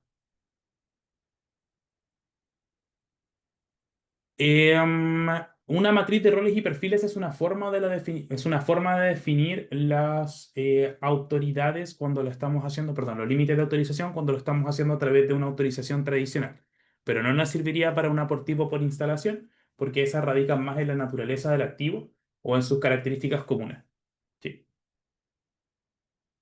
Ok. Después dijimos que teníamos tres tipos de autorización. Tenemos inicial, tenemos la reautorización y tenemos una continua. La autorización inicial es cuando yo defino cuál va a ser la fase de aceptación inicial de riesgo. Eso quiere decir cuando hago el primer levantamiento de riesgo y lo comparo en base al apetito de... Básicamente es el riesgo inherente, ¿cierto? Y lo comparo a mi apetito de riesgo. Entonces, siempre, solamente voy a poder pasar por una autorización inicial una vez, cuando adquiero el activo o defino el proceso. Entonces, en ese minuto, yo evalúo el activo y los controles que vienen con el activo, porque es verdad que hay muchos activos que vienen con controles ya predefinidos, desde elementos de configuración o que se inscriben dentro de un proceso que ya tiene ciertos controles definidos. Entonces, lo que hago es, en una primera instancia, levantar estos activos y revisar y comparar cómo están respecto de mi apetito de riesgo. Y aquí viene la idea del control heredado. ¿Se acuerdan que por acá arriba dijimos, creo que era por acá, no me acuerdo en cuál les comenté, que en el concepto de la autorización, espérenme. Ya decíamos que en el concepto del límite de autorización también se refiere al conjunto de controles que son heredados. Entonces, si yo adquiero un nuevo computador para personas comunes y corrientes, no jefes, y le digo a Ana, toma, este computador viene porque se va a integrar en Enrique. Enrique se integra a nuestra compañía, aquí tienes un PC para Enrique. Ana, la dueña de este sistema, de este límite de autorización, no va a esperar a revisar la matriz de riesgos para saber cuál control tiene que implementar, sino que eso ya está dado. Está dado en el límite de autorización que es común a todo el sistema que está manejando. Entonces, hereda esos controles y los implementa. Y como estos controles ya están levantados anteriormente, entonces no necesito hacer todo el proceso de decir, oye, ¿será que necesito mantener el Windows? Sí, necesitas tenerlo actualizado. No me vuelvas a preguntar, lo necesitas. Está en tu límite de autorización, ya sabes que lo tienes que hacer, ¿cierto? PC no me lo pregunta. Entonces, cada vez que hay un nuevo sistema que se añade al conjunto, mientras sea parte del límite de autorización, hereda el resto de los controles y no tengo que volver a gestionarlo. De nuevo, eso se llama gestión por excepción. Entonces, gestiono las cosas diferentes, pero las comunes me las ahorro. ¿Ya? Entonces, esa autorización inicial. Nuevo sistema, nuevo proceso, se hereda lo que ya pertenece al grupo y se compara el riesgo inherente con el riesgo, con el apetito. Después viene la continua. La continua es parte del proceso común de gestión de riesgos, donde lo que voy a estar haciendo es, con una frecuencia que se acuerda en el proceso de gestión de riesgo y la estrategia de gestión de riesgos, vamos evaluando cómo se ha movido la posición de riesgo de cada uno de nuestros límites versus el apetito que tenemos definido. Entonces, se hace usualmente en una planificación temporal o cuando ocurre un incidente. Entonces, si hay un incidente, revisamos qué fue lo que ocurrió, activamos el proceso y si no hay ningún incidente, entonces lo vamos haciendo cada vez que toca hacerlo, ¿cierto? Por cronograma. Las evaluaciones continuas no necesariamente son desde cero. Puedo ir siempre viendo el diferencial, pero también podría ser una evaluación desde cero. Va a depender de cuál es la estrategia de gestión de riesgos que tenga cada organización. ¿Ya? Y después tenemos la reautorización. La reautorización también se realiza a través de una calendarización o se realiza cuando hay un evento importante. Por ejemplo, cuando hay una actualización masiva, cuando hay un cambio de los activos, eh, mm, cuando tenemos un cambio en el ciclo de desarrollo de software o cuando ocurre un evento mayor. Entonces, en ese sentido, uno dice, ¿sabes qué? Mira, ya el proceso iba bien, ya no va tan bien, entonces en vez de simplemente evaluar el diferencial o simplemente meterlo dentro del proceso continuo de riesgo, vamos a hacer un relevantamiento. Y esto incluiría olvidarnos de la herencia de los controles y volver a levantarlo todo desde cero. Entonces, un levantamiento mucho más profundo. ¿Sí? Entonces, se reserva para casos más contingentes. Entonces, esas son las... Entonces, tenemos cómo definimos los límites, ¿cierto? Por tipo, bueno, los que están arriba, por elementos comunes, por espacio geográfico o espacio, ahí está, por espacio geográfico de instalación, o a través de una decisión discrecional más basada en roles. Tenemos también los tres momentos en los que se va aplicando esta toma de decisión, de autorización, y después tenemos las decisiones propiamente tal. Entonces, la primera decisión es la de operar. La decisión de operar es cuando el funcionario que está a cargo de este límite, es decir, vamos a seguir con el ejemplo Ana, Ana dice, oye, sí, nuestro grupo de activos, PC, usuario común, eh, ya tiene un nivel de seguridad suficiente para operar.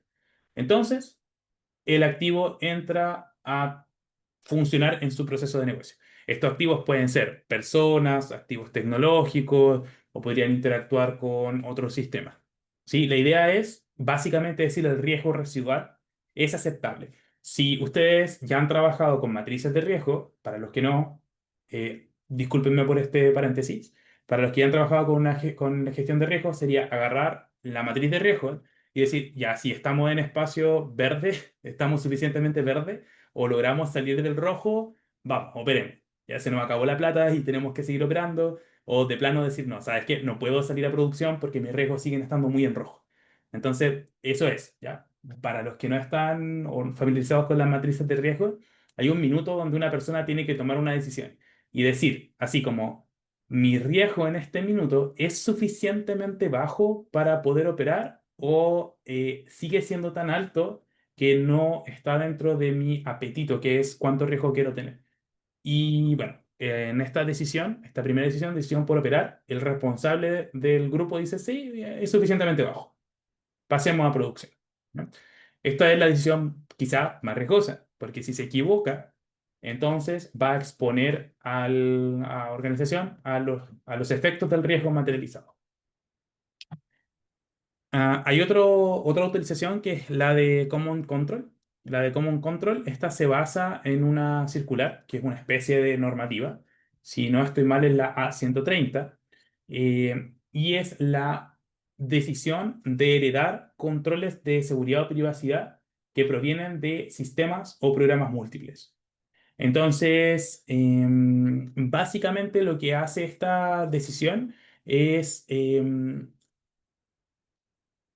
similar a lo que vendría a ser una autorización para operar en el caso de los sistemas.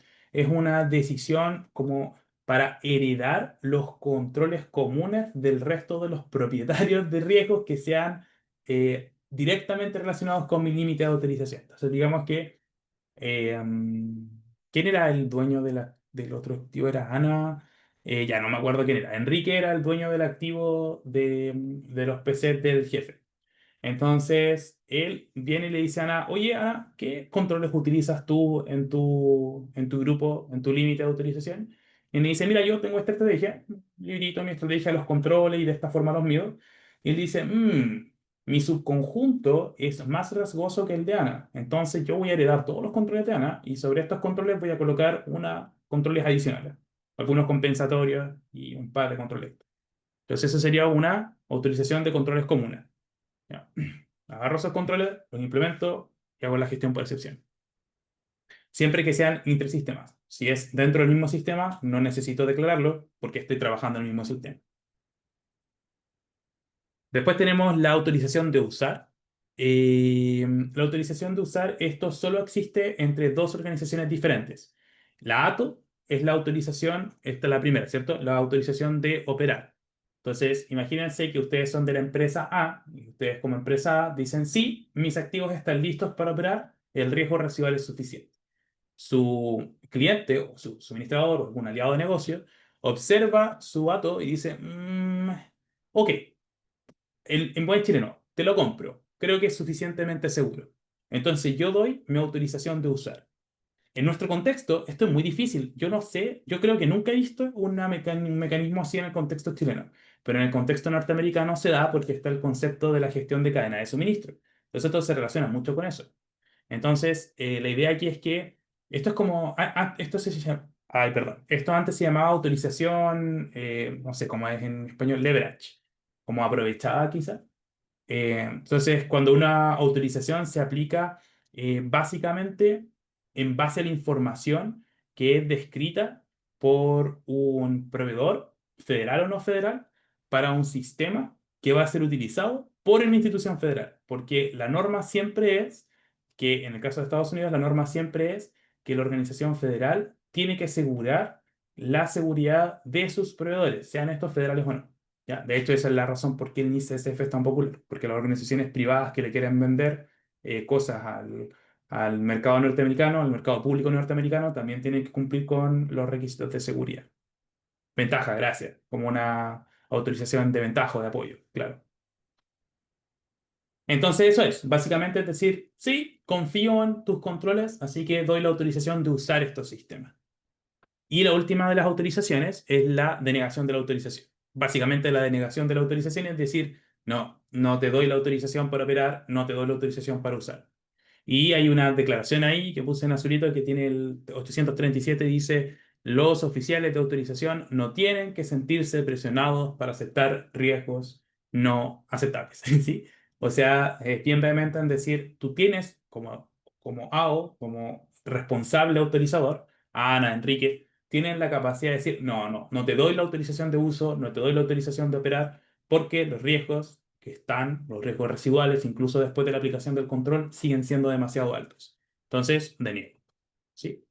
Son los tipos de autorización. Son las acciones que puede ejercer el organismo o el responsable de la autorización. Esto quizás es lo más complejo de lo que vamos a conversar hoy día, porque esto, definición de roles, responsabilidad y diferentes autorizaciones, es bastante propio de este marco de gestión de riesgos. Es poco común verlo en otros marcos de gestión de riesgos, donde el gestor de riesgos es mucho más orgánico, como en la estructura organizacional, y trabajamos más con el modelo de tres líneas de defensa. Esto es un poquito diferente, ¿cierto? Así que antes de pasar a la lección 7, ¿quedó claro? ¿Alguna duda?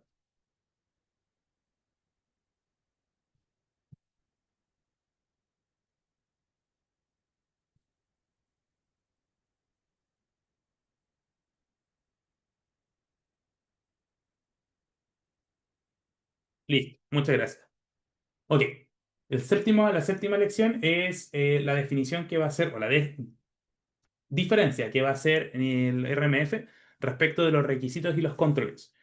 Dice el RMF, la parte que está abajo, dice los términos requerimientos y controles pueden tener diferentes definiciones cuando se utilizan en diferentes contextos. ¿Por qué dice eso? Porque acuérdense que el RMF reconoce que las organizaciones funcionan en contextos diferentes y por lo tanto pueden tener definiciones diferentes para el mismo término. Lo que es control para mí no necesariamente significa control para una organización americana, gringa, perdón, inglesa o argentina incluso. Entonces, los contextos pueden variar.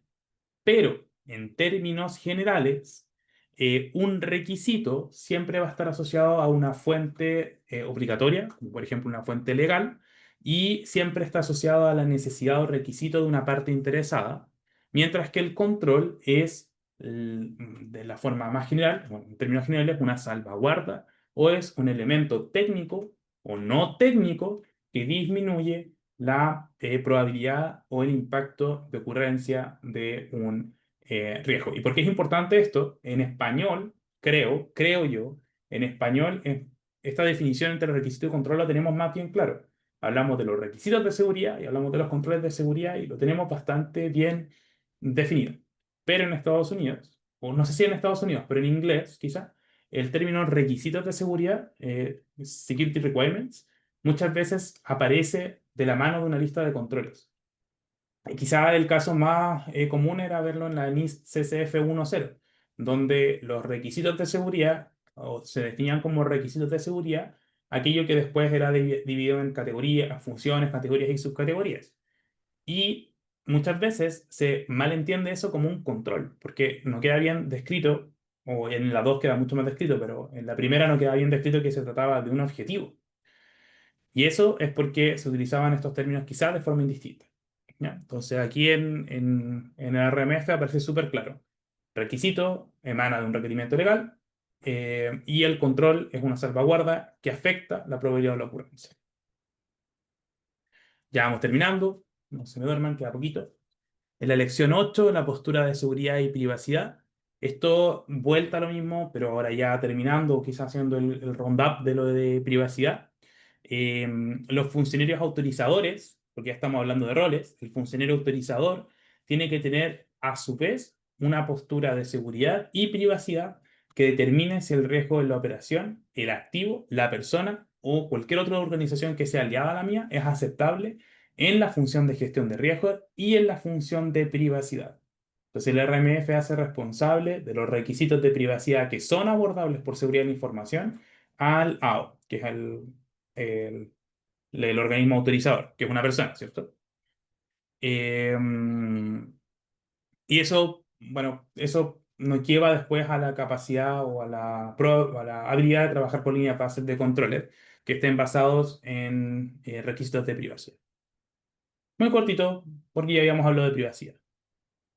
La novena, esto también ya lo habíamos introducido antes.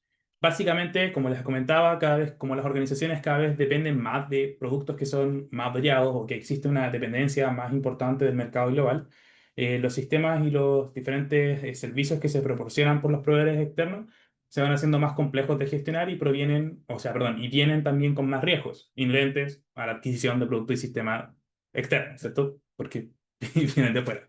Incluso si los generara yo mismo, también tendrían riesgos, porque todo tiene un riesgo, pero si son externos tienen más riesgos. Entonces, en este sentido, algo súper, súper importante que no tenemos que olvidar es que muchas veces el análisis de riesgos de la cadena de suministros queda asociado como solo al nivel uno, que es el nivel de sistemas. Pero aquí el RMF es súper explícito y te dice, no, tú tienes que verlo desde el nivel estratégico, política y plan. O sea, no solamente decir, oye, mira, es que este chip podría venir con una, no sé, una mala fabricación. Ahí la mitad de los chips que compro en China están malos, entonces me gasto más plata o hay problemas de continuidad. Ya está bien, es nivel 3. Pero ¿cómo lo vamos a ver en un nivel 2 a nivel de emisión y proceso? Por ejemplo, un ejemplo.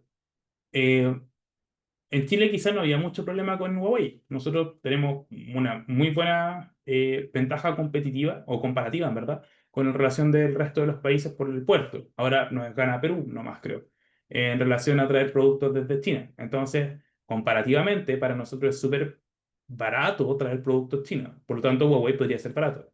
Por ende, nosotros tenemos buenos data centers acá.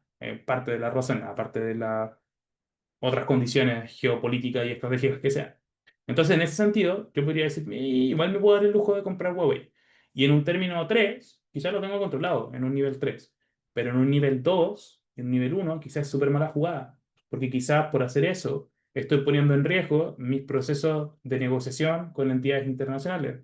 O quizás me voy a ganar una tarifa, ¿cierto? De Trump. Entonces, ya, no me puedo quedar solo en nivel uno cuando gestiono la cadena de suministro. Igual tengo que ver cómo mi decisión de adquisición y de provisión van a afectar al resto de los componentes del negocio, de la arquitectura de negocio. Y además, tengo que considerar todo esto cruzado con el ciclo de desarrollo de software. ¿Qué pasa si es que adquiero, por ejemplo, una solución de seguridad de DevOps de un proveedor ruso? ¿Qué pasa si el día de mañana se bloquea? ¿Qué pasa si el día de mañana deja de actualizar?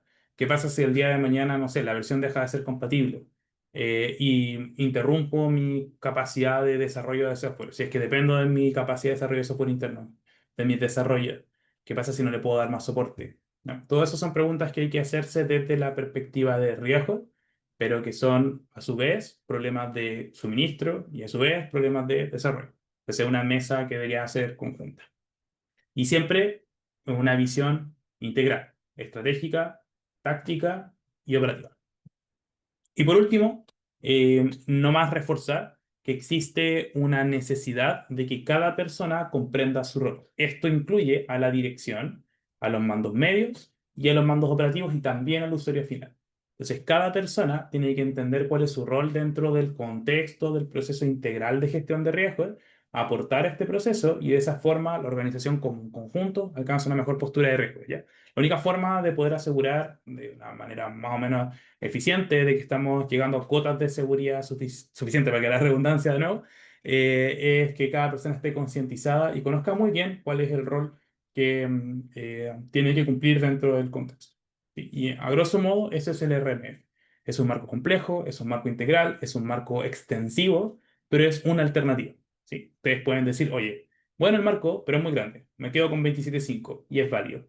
O pueden decir, oye, bueno el marco, me gusta más que el 27.5, pero solamente la parte de las decisiones. Me llevo eso al otro marco. Perfecto. Y recuerden que el proceso de gestión de riesgos, lo más importante es que se adecue a su cultura organizacional, a su capacidad técnica, pero de todas formas les presenta un desafío suficiente para poder aumentar el nivel de seguridad que tienen hoy en día.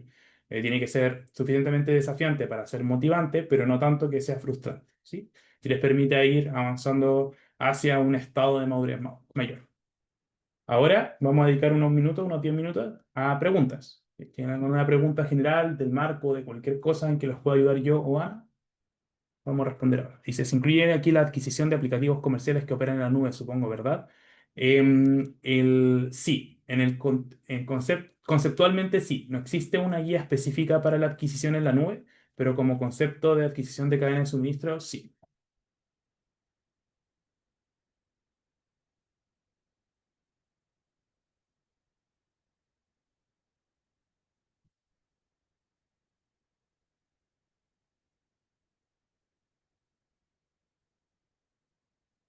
Cuando inicie este curso, creo que el 14. Disculpen, soy súper malo con las fechas. Ana, tus 14. Ahí. La otra semana. El otro lunes. Uf, ya. Pues la NIS 837, la NIS 853. Mira, de hecho, déjame volver un poco para atrás. Si quieres tomar un pantallazo a este dibujo y mira alrededor, la 818, 830, IR862, pero la base es la 837.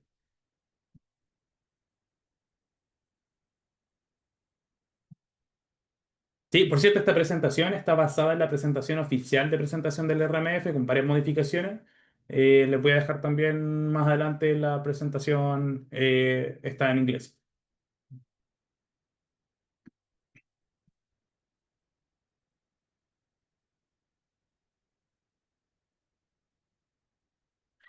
Todas las publicaciones del NIST son abiertas y gratuitas, por cierto, por si acaso.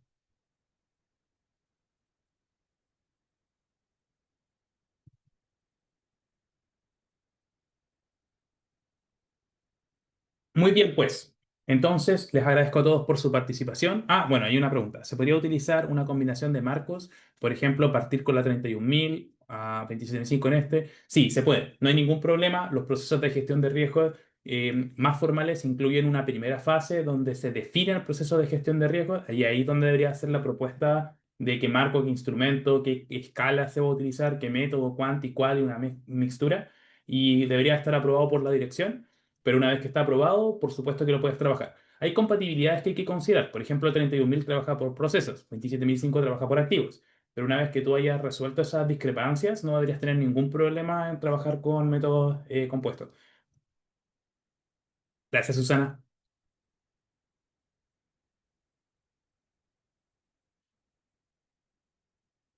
Mira, es que mira, todos los sistemas de gestión, Enrique, tienen acentos diferentes.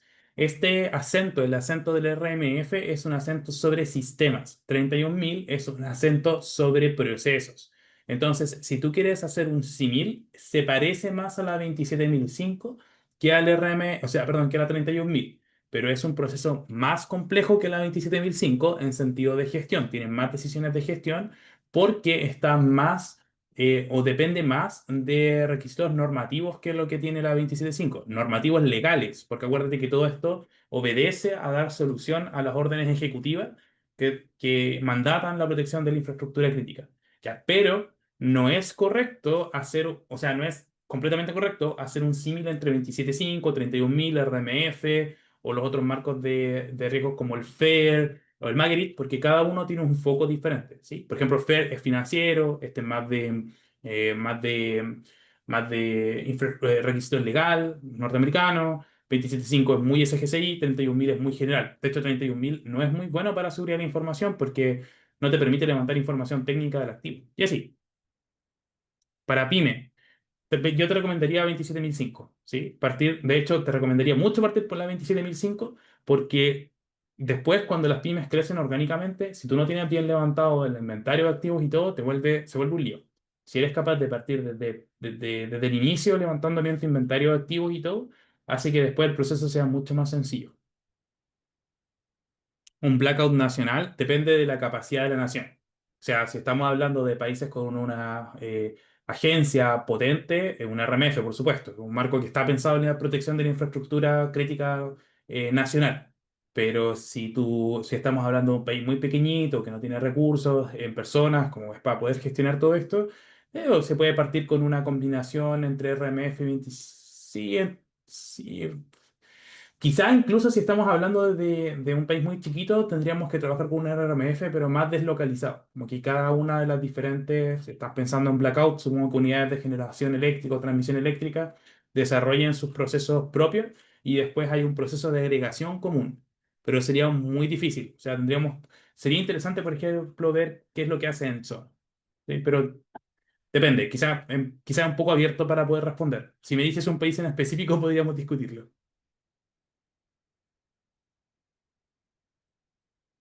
Gracias, Roberto. Para la gente de cumplimiento de su información. ¿Este sería el más indicado? No, para cumplimiento depende de en qué país, Enrique. Si es Chile, lo más recomendado sería, Lo más recomendado sería armar algo en virtud de lo que dice la ley. Yo recomendaría partir por la 275 siempre, depende de nuevo de la madurez de cada organización, porque la 27005 es muy fácil de llevar a la SGCI y el SGCI es muy fácil de llevar a la ley marco. Entonces, en ese sentido, estratégicamente hablando, es más fácil. El RMF es más completo. Sí, eso no es. De nuevo, es una cosa de perspectiva.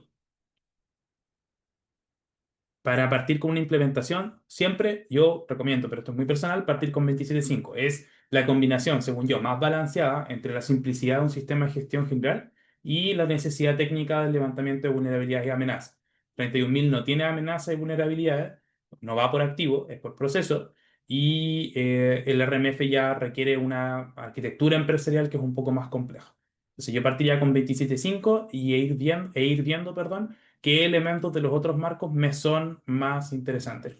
Por ejemplo, RMF yo lo recomendaría para una institución financiera grande, o no, ni siquiera grande, pero una institución financiera que requiere un muy buen modelo de definición de roles y responsabilidades, o financiero, pero, perdón, o público, pero en el caso de que tenga un músculo fuerte en ciber.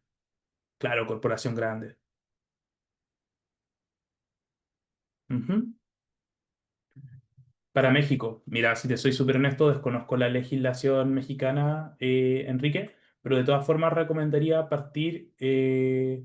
Mira, esto es lo que yo recomendaría. Si tuviese que, así, imaginarme el producto de una consultoría, yo partiría solicitando primero que cada una de las unidades que participan en la red de distribución y producción definan su propia estrategia de levantamiento de riesgo y después definiría una plantilla de agregamiento general que estuviese basado en el RMF, pero después les digo a ellos, mira, tú hazlo como quieras, pero me lo reportas así. Puede estar basado en el RMF o basado en la anotación de perfil de riesgo del NIST, que es otra metodología, y les diría ya, una vez que tú levantes el riesgo, me lo reportas así, para tener un registro unificado.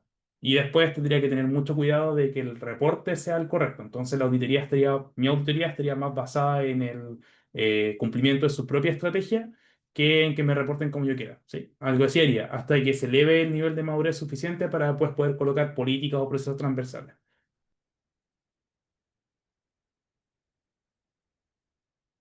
Sí, 27.5 es súper versátil. La cosa es que la 27.5 te va a quedar chica en algún minuto. Por ejemplo, 27.5 ya queda muy chico para poder evaluar vulnerabilidades específicas o cuando la empresa empieza a crecer mucho y tiene demasiada segregación de roles. No es muy buena para líneas bases de controles, pero en una primera instancia para el levantamiento del riesgo, perdón, del proceso, sí, sí, te lo puedo recomendar. Ujú.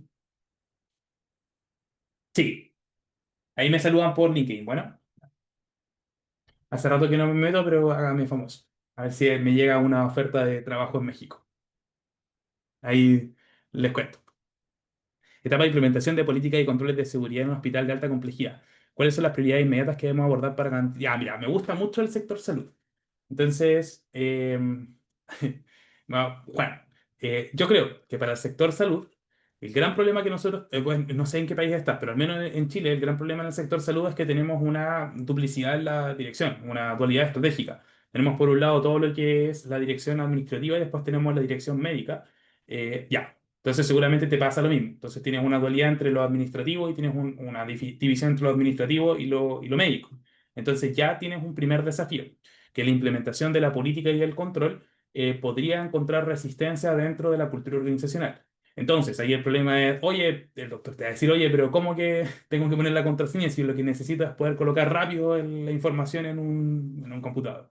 O puedes tener problemas bueno, yo he estado haciendo levantamientos de riesgo en algunos hospitales y hospitales o servicios de salud, en verdad, que no puedo nombrar, pero ya tienen computadores en Windows 7 y todo el suministro o todo el presupuesto se está yendo al core business, que es la atención, y el poco presupuesto para ciberseguridad. Y sucede también que la agencia no inyecta. Entonces, ¿qué hacemos? Bueno, yo te recomiendo, en ese caso, de que la prioridad inmediata sea siempre el punto de dolor que puedas encontrar en conjunto con la dirección médica. Entonces tú vas y le dices a la dirección médica, mira, probablemente con lo que vas a partir va a ser, qué sé yo, continuidad, grupos electrógenos, cosas por el estilo.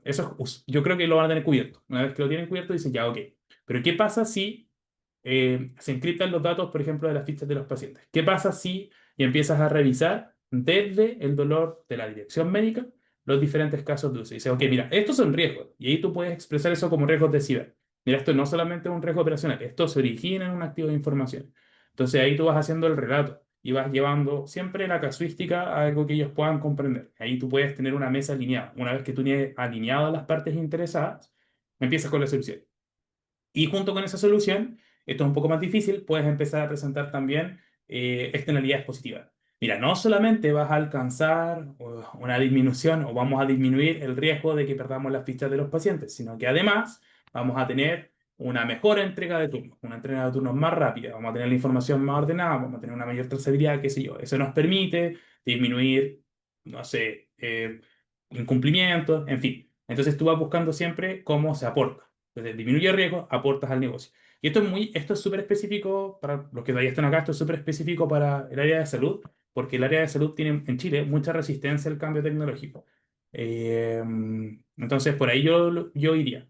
Y el levantamiento de riesgos yo lo haría muy genérico, y de ahí en más intentaría, una vez que vaya ganando adherentes, intentaría ir llevándolo hacia un estado un poco más específico. Y siempre ir abanderado con la ley. Esto está en la ley, esto lo tenemos que hacer, lo tenemos que hacer. Sí, más o menos así lo haría.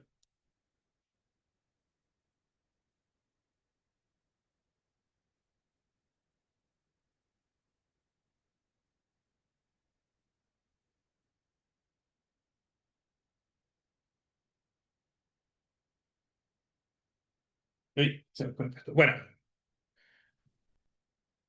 que les vaya, bueno, ahora sí ya me despido. Que les vaya a todos muy bien. Nos vemos, ¿cuándo? El 14, a los que decían participar en el curso, ¿sí?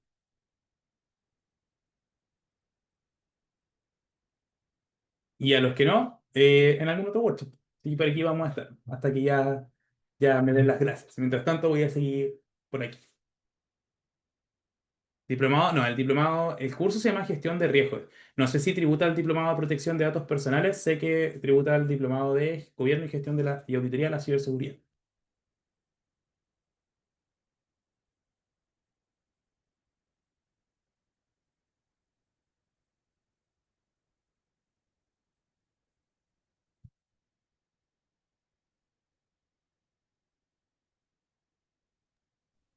Chicos, a todos los que están preguntando en el chat, la grabación a este workshop será enviado mañana a sus correos, así que por favor, ojo con sus bandejas de entrada, ¿ya? En todo caso, cualquier consulta pueden enviar un correo a educacionejecutiva@usach.cl.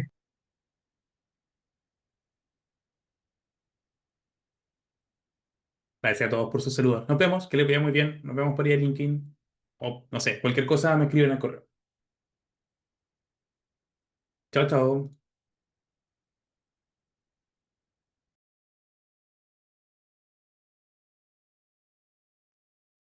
Chicos, muchas gracias por su asistencia hoy día. De verdad esperamos de que hayan disfrutado y hayan aprendido mucho de la exposición del docente David López y les recordamos de que su curso va a empezar este 14 de julio.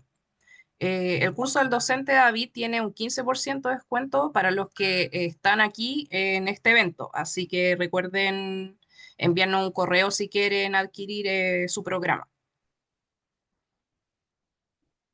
Así que eso, si tienen alguna duda, los que ya están aquí, los últimos presentes, los 50 que están aquí, pueden aprovechar de hacerla. Y también aprovechen de mandar sus saludos, bueno, en realidad de comentar en la publicación de este evento. Siempre es bueno ahí agregarse entre ustedes y aumentar la red en LinkedIn, siempre ayuda. ¿Cuál es el valor del curso con descuento? Déjame revisar rápidamente.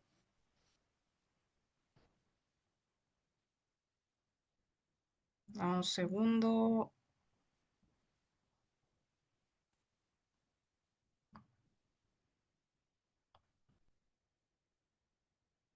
No sé si tienen por mientras que veo el valor, alguna otra duda. La pueden dejar en comentarios.